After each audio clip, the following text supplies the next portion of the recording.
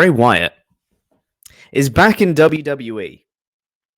Obviously, the White Rabbit teasers have been building up to this moment at Extreme Rules, and it finally paid off right at the end of the show. Hello, welcome to WrestleTalk, this breaking news reaction video thing for Extreme Rules 2022.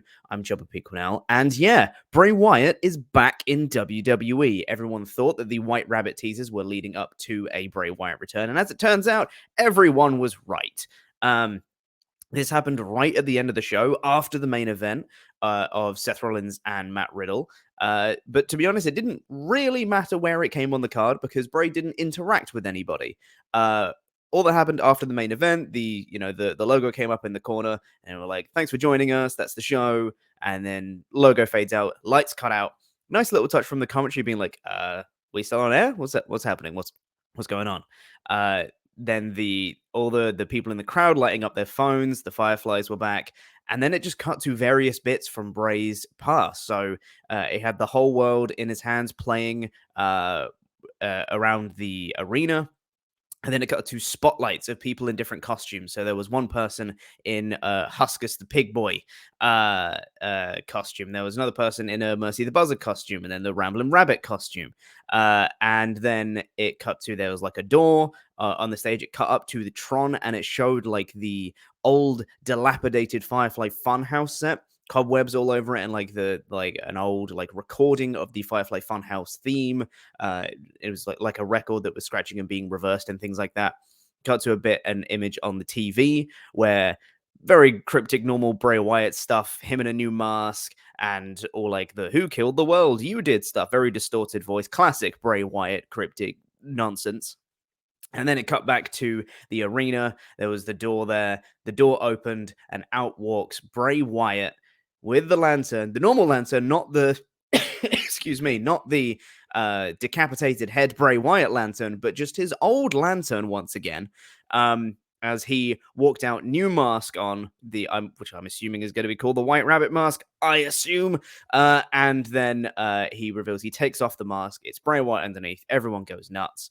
And he said something to the camera, but I don't think the camera picked it up. I assume it was run.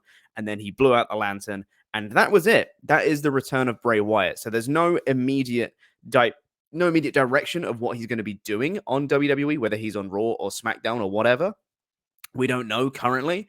But I, for one, am so pumped that Bray Wyatt is back in WWE. I have missed this man, and I've missed this level of creativity from a lot of the programming on WWE.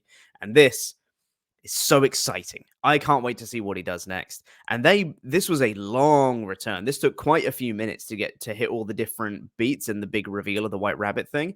And I think that obviously he's going to be kind of like main event status, because there was very rarely was he not in WWE. But I think especially now under Triple H as well, he's going to be positioned right at the tippity top of the card. Maybe he's the guy to dethrone Roman Reigns, though that feels weird for him to go right after a title. I don't know what's going to happen. This is what I mean. I'm just fantasy booking about stuff, and I don't even know what he's going to be doing. So yeah, I thought it was a very entertaining return and a worthwhile payoff to the White Rabbit teaser, because that was another thing that people were worried about, was that it wouldn't live up to the hype of the White Rabbit teasers, or it would be like, here's the next detail of the thing. But no, I think this actually did live up to the White Rabbit teasers, and this was a worthwhile payoff of the teasers and seeing Bray Wyatt come back to WWE. I am super pumped about it. I just want to know what he's going to do next, which I guess is a really good thing, because it makes me want to tune in to both Raw and SmackDown to figure out what he's going to be doing. I don't know if this is going to lead into anything else. Like, there was some other stuff that happened on the show that could lead into other directions for Bray Wyatt as well, but who knows? In terms of other talking points on the show, we have a new SmackDown Women's Champion. Ronda Rousey defeated Liv Morgan in what was a match. It was certainly something. And yeah, Liv Morgan just kind of passed out in the submission that Ronda had, and she was smiling as she passed out. There's been a WWE.com exclusive of her going like crazy backstage, like she's sitting in the corner and just kind of like rocking with her hands on her head kind of vibe. So it seems as doing some sort of creative direction with Liv Morgan. But yeah, Ronda is your new SmackDown Women's Champion. Karrion Kross managed to defeat Drew McIntyre in a strap match, courtesy of some Scarlet interference as well. Which Makes sense. He needed that. And Judgment Day got Edge to say, I quit. So lots of heels winning. Also, Riddle beat Rollins in the fight pit as well. The Edge Judgment Day, Edge Finn Balor match, the I Quit match, that was quite long, but it got really good by the end. There was a lot of like melodrama, a lot of really interesting stuff happening with a lot of acting on both their parts. Beth Phoenix getting involved, Rey Mysterio coming down and Dominic beating him up, Rhea Ripley and Beth Phoenix squaring off, Edge getting handcuffed. Once it got into that stage of everyone getting involved and all the acting and the people playing off each other, I think it became a really good match. The problem was that there was like 15 minutes of match before then, which was fine.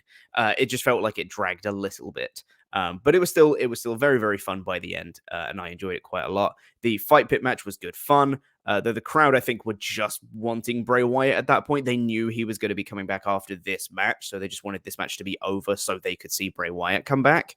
And it was fine. I think the finish was almost a little anticlimactic. I don't know why, because it feels like on paper, it feels like it should be a good finish, but the crowd just weren't into the idea of that being the finish. It was like Riddle managed to lock on. They just got both back to their feet after a big, huge spot. They just got back to their feet at 9, and Riddle locked on the triangle hold. Seth Rollins very quickly got him up and slammed him into the walls, but then he wasn't letting go, just held onto the triangle time and time again, just kept holding on and on and on and on. And then Seth Rollins tapped, and that was it. But the crowd just didn't believe that that was going to be the finish. So they didn't really pop for it that much. Like, oh, Seth taps, cool. Well, I guess it means we see Bray Wyatt now, and then they got excited again. And that is what happened. You know, Riddle had a celebration. They cleared out of the ring. The fight pit cage was still there and everything, but then it was just that. Then the Bray Wyatt return happened immediately afterwards.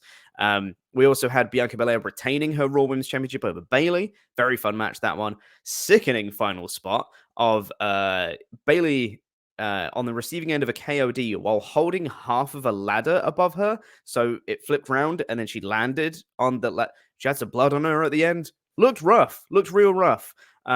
So yeah. What else happened on this card? It's very late. It's 4:20 a.m. So it's very early in the morning. What else happened? So we had the 6-man tag, the Imperium Brawling Brutes match was a banger. Arguably, I think, the best match on the card. And it opened the show, and it was really good. With a bunch of fun, and they all hit each other very, very hard. And Brawling Brutes won, and it was really, really good.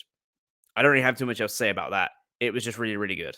So go out your way to watch it.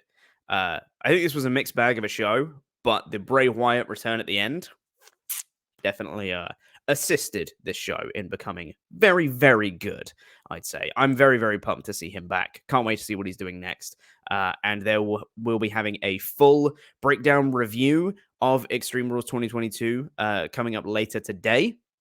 We will also have an extra news video, all the backstage news surrounding Bray Wyatt's return and all the details about who produced the matches at Extreme Rules and any other backstage news from Extreme Rules we'll be covering in our news episode later today as well. So subscribe to WrestleTalk if you haven't already. There'll be a bunch more content coming soon.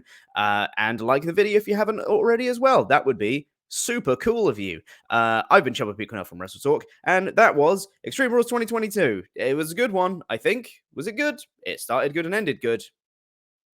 It was a show. Bye.